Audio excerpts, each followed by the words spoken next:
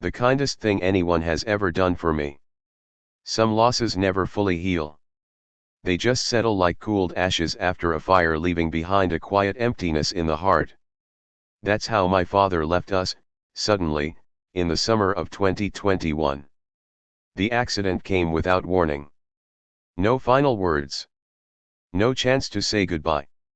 Our family was like a boat cut loose from its anchor, adrift in a storm of grief, lost, broken, without a center. In those dark days, many came.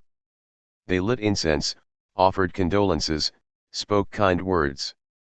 But one person didn't just come, he stayed in the quietest, most meaningful way. Uncle Venugopal, my father's closest friend, began calling me and my sister every single day, starting the very moment Dad passed. Even though we lived under the same roof, he called each of us separately. His voice, soft and steady, "Have you eaten? Are you sleeping okay?" He asked like a father. He guided us through legal matters, paperwork, decisions two young women had never faced alone. Each call was a lifeline, pulling us back from the edge. For 15 to 20 days, not a single morning passed without his voice. Then, as time moved on and the funeral ended, people slowly returned to their lives. But he didn't stop. He switched to messages. Every morning, my phone would vibrate with a simple text. "Good morning. Have you two had breakfast?" That was all. No grand words. No long paragraphs. But every time I saw his name appear, my heart would soften. It was as if someone gently placed a hand on my shoulder and whispered, "Keep going. I'm here." Nearly 4 years have passed. And still, the message comes every single morning. There are days I'm busy, distracted, and forget to reply. Sometimes I don't respond for a week. But he never does. Rain or shine, holiday or weekday, without fail, the message arrives. Steady. Constant. Like breath. Then one day, it stopped. Day 1. Day 2. Day 3, I didn't blame him. I thought maybe he was tired, or felt we were finally okay. Love can't be demanded.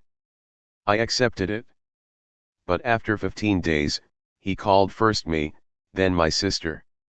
His voice was quiet. "I'm sorry I couldn't message. I had eye surgery.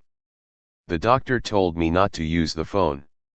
I went silent. Then tears came, not just for his pain, but because in that moment, I finally understood what I'd missed all these years.